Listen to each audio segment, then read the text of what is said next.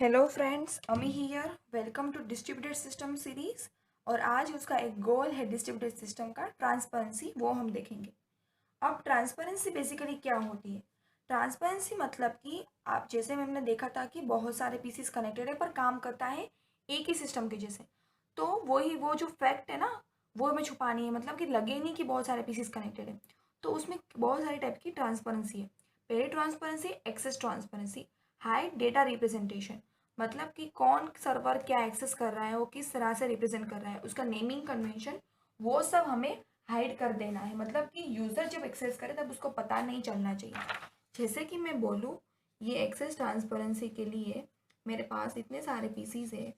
ये server S1 access कर रहा है, ये सर्वर S2 एक्सेस कर रहा है, ये हमारा यूज़र है।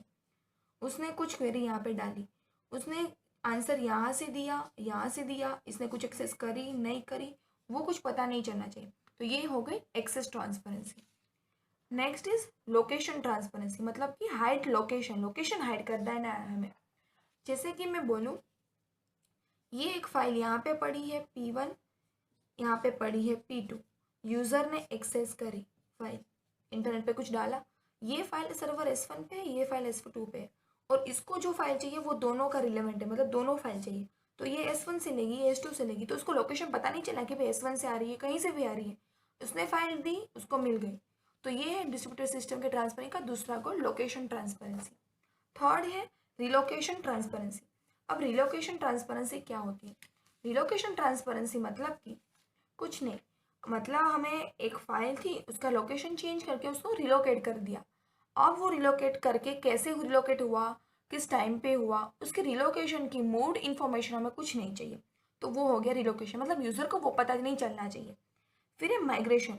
माइग्रेशन मतलब एक फाइल मैंने मूव की, तो वो माइग्रेशन मतलब मूव की है, सिर्फ मैंने उसका लोकेशन चेंज नहीं किया, वापस मैं वहीं पे आ सकती हूँ। तो वो माइग्रेशन ट्रांसपेरेंसी है, वो भी यूज़र से हाइड रहनी चाहिए। मतलब यूज़र को उसके बारे में भी आइडिया नहीं लगना चाहिए। अगर ऐसा हुआ तो यूज़र, मतलब यूज़र के लिए वो हो जाएगा कि भाई इतने सारे सर्वर से मुझे कहाँ से डेटा डालना है, कहाँ से डेटा डालना है, वो उसको कुछ नहीं पता। उसको बस वो चाहिए कि डेटा चाहिए, वो आ रहा है। तो ये ट्रांसपेरेंसी रहनी चाहिए, माइग्रेशन। फिर है रेप्लिकेशन। अभी क्या होता है कि कोई एक फाइल है, उसकी 10 कॉपी पड़ी रहती है।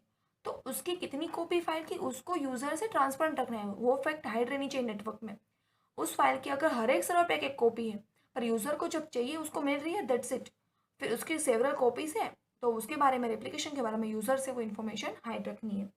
फिर कॉन्करेंसी। कॉन्करेंसी मतलब कि कोई शेयर्ड डेटा है, रिसोर्स है नेटवर्क पे, जो एक सर्वर S1 भी यूज़ कर रहा है, दूसरा S2 भी यूज़ कर रहा है। अब अगर हमारा डेटा जो था वो सर्वर S1 एक्सेस कर लिया, तो यूज़र को वो पता नहीं चलना चाहिए कि भाई S2 भी वो एक्सेस कर सकता है, S3 भी एक्सेस करता है। तो कॉन्करेंसी मेंटेन, हमारी कॉन्करेंसी ट्रांसपेरेंसी बननी चाहिए। फिर है फेलियर। मेरे पास 10 रिसोर्सेज हैं, ठीक है, उसमें से एक फेलियर हो गया, तो उसका मतलब ये नहीं कि पूरी सिस्टम फेल हो जाए। जो रिसोर्स फेल हो गया वो हो गया। तो यूज़र को वो पता नहीं चलना चाहिए भाई मैं R2 यूज़ कर रही हूँ रिसोर्स, तो R1 फेल हो गया, तो उससे यूज़र को कोई मतलब नहीं रहना चाहिए। तो ट्रांसपेरेंसी रिलेटेड टू फेलियर। फिर है परसिस्टेंस। परसिस्टेंस में क्या होता है कि hide fact about memory location. मतलब कि कोई वॉलेटाइल मेमोरी में है, कोई प्राइमरी मेमोरी में है, कोई सेकेंडरी मेमोरी में है, तो वो कहाँ से एक्सेस आ रही है मेमोरी की, कहाँ पे वो स्टोर है, वो फैक्ट हाइड रखनी है। वो ट्रांसपेरेंसी होगी, परसिस्टेंस ट्रांसपेरेंसी। तो ये ट्रांसपेरेंसी हो गई। उसमें हम देखेंगे डिग्री ऑफ ट्रांसपेरेंसी, मतलब आप जो मेंटेन कर रहे हैं वो सही है कि नहीं है। तो उसके लिए हम देखें कि डिस्ट्रीब्यूटेड सिस्टम में जनरली ट्रांसपेरेंसी प्रेफरेबल है, कि भाई ये सही है। तो ट्रांसपेरेंसी जनरली क्या है कि प्रेफरेबल है, कि हो तो अच्छी बात ही है। पर उसमें क्या रहता है कि कई बार वो ब्लाइंडली जब हम अटेम्प्ट मारते हैं ट्रांसपेरेंसी के लिए, तो सारे आस्पेक्ट्स हैं वो हमें दिखते नहीं है, सारे मेन गोल। तो वो होगी डिग्री ऑफ ट्रांसपेरेंसी। मतलब इतनी भी इन्फॉर्मेशन हाइड मत करो कि यूज़र ब्लाइंडली हो जाए, मतलब ब्लाइंड हो जाए कि क्या एक्सेस करना है। तो इतने टाइम की ट्रांसपेरेंसी होल्ड होनी चाहिए, सारी इन्फॉर्मेशन हमें ऐड नहीं कर देनी है।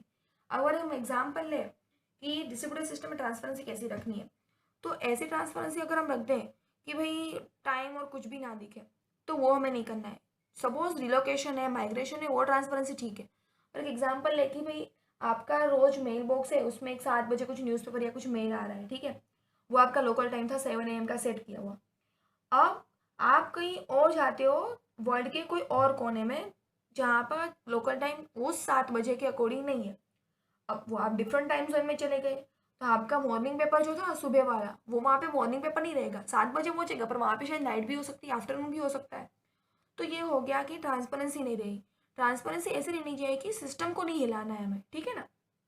तो कंक्लूजन ये लिख सकते हैं हम डिग्री ऑफ ट्रांसपेरेंसी के लिए कि भाई जो उसका एम है डिस्ट्रीब्यूटेड ट्रांसपेरेंसी का, वो क्या है कि डिज़ाइन और इम्प्लीमेंट क्या होना चाहिए कि डिस्ट्रीब्यूटेड सिस्टम का उसी मैनर में होना चाहिए कि वो कंसिडर ऐसे करे कि हमारे सारे इश्यू परफॉर्मेंस के सोल्व हो जाए।